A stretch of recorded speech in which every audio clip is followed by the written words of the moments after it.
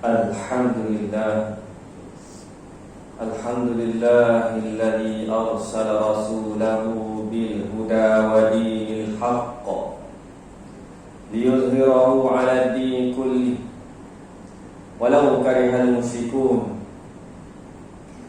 Asyhadu an la ilaha illallah wahdahu la syarika lah wa ashhadu anna sayyidana Muhammadan abduhu wa rasuluh.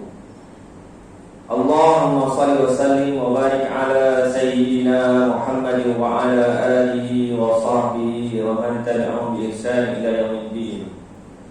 Amma ba'd. Fa ya ibadallah,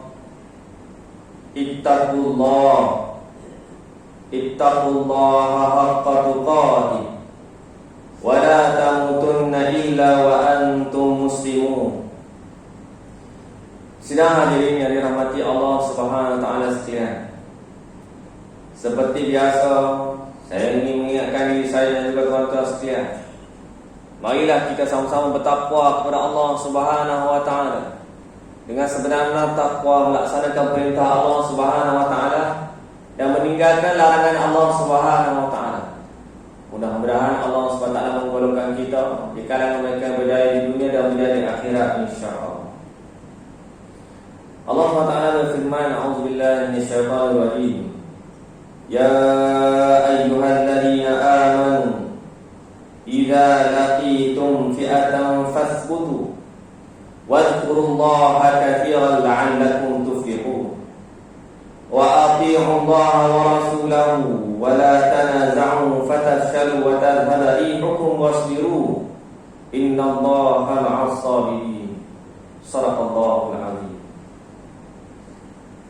Surah Al-Anfal ayat 46 hingga ayat 45 hingga 46.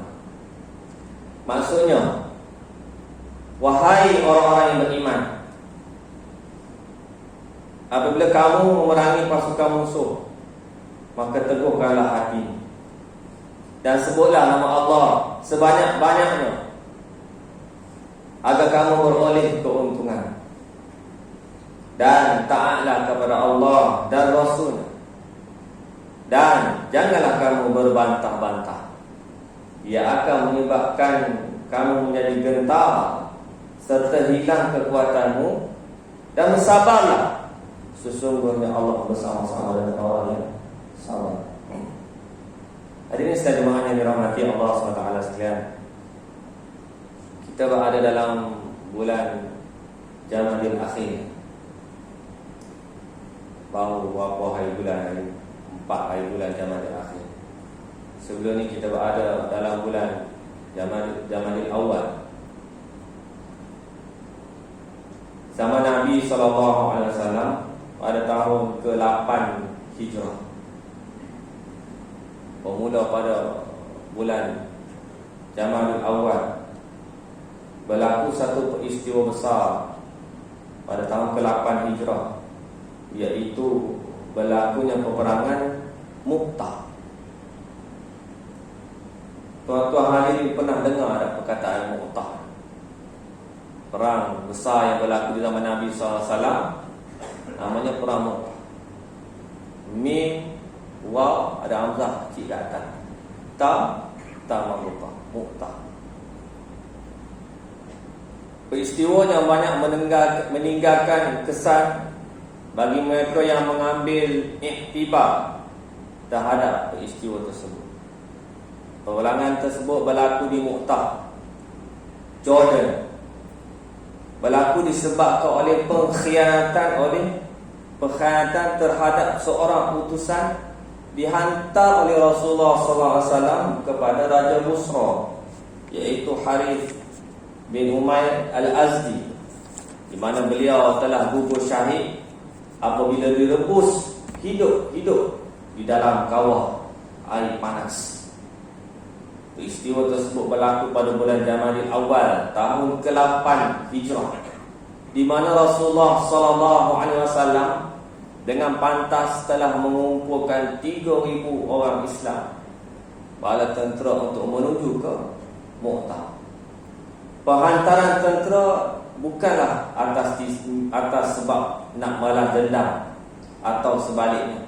Namun Nabi SAW telah meletakkan satu tujuan utama, iaitu untuk berdakwah, mengajak mereka terlebih dahulu, mengajak penduduk-penduduk Mu'tah agar memeluk Islam.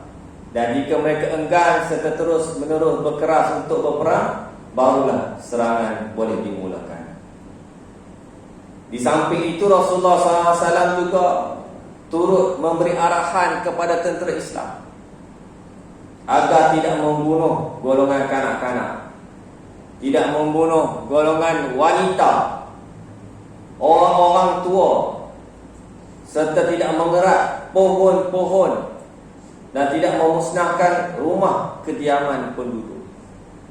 Inilah keadilan dan kemuliaan Islam yang menghormati hak kemanusiaan musuh terlebih dahulu bersama dengan usaha dakwah, di mana peperangan hanya dijadikan tindakan terakhir apabila musuh terus berkeras untuk melawan, walaupun telah diberi peluang untuk berdamai dan tunduk kepada keadilan Islam.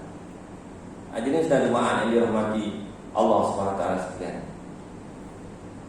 di dalam peperangan Mu'tah ini juga kita dapat melihat bagaimana setiap perancangan Rasulullah SAW, walaupun baginda sendiri tidak turut berperang, tidak turut serta dalam peperangan ini, ia merupakan satu tindakan yang berdasarkan wahyu. Kita dapat lihat bagaimana Rasulullah SAW telah melantik 3 orang panglima perang.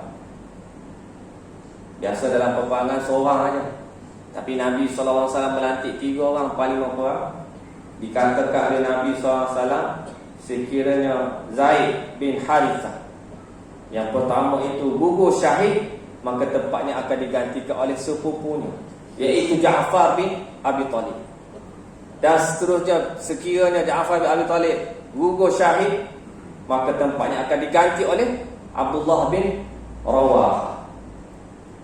Takdirkan oleh Allah Subhanahu wa taala, ketiga-tiga panglima perang yang dilantik ini menerima tugasan yang diberikan dengan penuh kerelaan. Mereka yakin bahawa perkataan Nabi adalah benar dan mereka tidak sekali-kali merasa takut, walaupun dari segi arahan Nabi tadi bermakna mereka bertiga akan gugur syahid dalam peperangan nanti. Ujian pertama yang terpaksa mereka lalui apabila mereka mendapat berita bahawa musuh telah bersiap sedia dengan angkatan tentera seramai 100,000 orang. Bayangkanlah tuan-tuan, 3,000 daripada pihak tentera Islam yang menunggu di sana 100,000 bala tentera, sehingga ada tentera Islam mencadangkan agar mereka berundur terlebih dahulu ke Madinah, minta bantuan tambahan daripada Nabi SAW daripada Madinah. Dalam keadaan kelam kabut ini, lalu bangkitlah Abdullah bin Rawah. Dengar apa kata-kata Abdullah bin Rawah kepada sahabat-sahabat Nabi SAW. Dia bangun dengan bersemangat, mengatakan, demi Allah, adakah kita benci dengan sebab keluarnya kita ke Mu'tah untuk memburu syahid? Kita bukan datang berperang semata-mata kerana bilangan, bukan untuk beradu kekuatan, tetapi datangnya kita ke sini adalah untuk Islam yang telah memuliakan kita. Oleh itu marilah kita ke medan peperangan, kerana di sana ada 2 kebaikan pasti kita perolehi, sama ada beroleh kemenangan ataupun gugur syahid bersama-sama dengan keredaan Allah Subhanahu wa taala. Hadirin sekalian yang dirahmati Allah Subhanahu wa taala sekalian, kita berharap agar hadirin sekalian nanti balik boleh carilah cerita peperangan Mu'tah secara detail dan secara panjang. Mungkin kita tak dapat nak cover dalam khutbah yang pendek dan ringkas. Apakah pengajaran yang kita boleh ambil? Antaranya ialah semangat jihad yang ditanam beserta keyakinan yang tidak berbelah bahagi kepada pertolongan Allah Subhanahu wa taala telah membawa kemenangan kepada tentera Islam. Hanya 12 orang sahaja yang gugur syahid. Bagaimana perkara tersebut boleh berlaku? Tuan-tuan cari sendiri.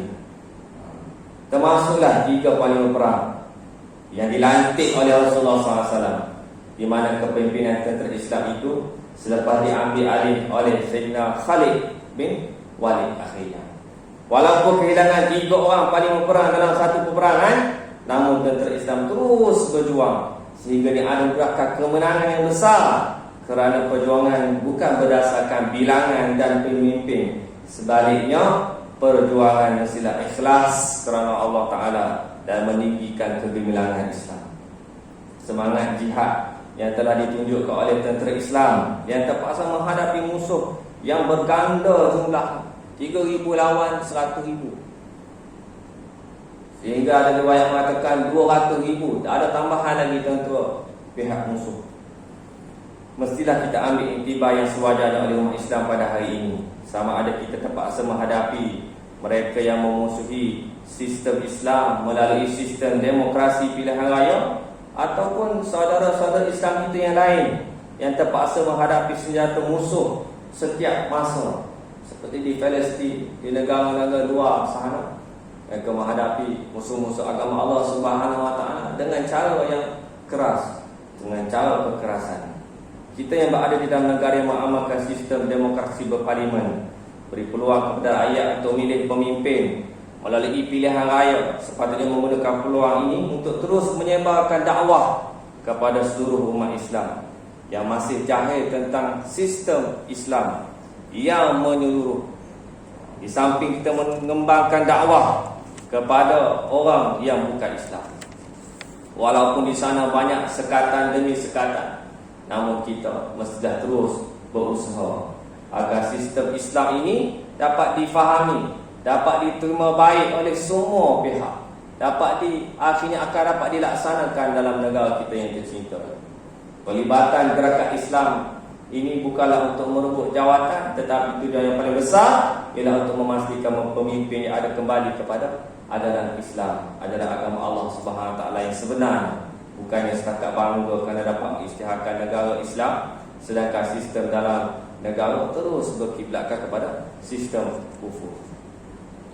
Hadirin sekalian jemaah yang dirahmati Allah SWT sekalian, semangat yang lebih besar, semangat jihad yang lebih besar ini mestilah disematkan dalam sanubari seluruh umat Islam dalam membantu saudara seagama kita yang ditindas, dizalimi oleh pengganas kufar seperti di Kashmir, di China, di India, Selatan Filipina, Palestin dan sebagainya. Mereka tidak akan berhenti daripada membunuh umat Islam sehingga hari kiamat. Cuma apa yang malang adalah umat Islam sendiri tidak mampu bangkit untuk bersatu ke arah menghentikan segala kekejaman yang dilakukan oleh pengganas kufar. Allah SWT berfirman, A'udzubillahi minasyaitonir rajim, fal yawma la yamliku ba'dukum li ba'din naf'a wala dharra wa naqulu lil ladzina zalamu dhuqu 'adzaban nari allati kuntum biha tukadzibun.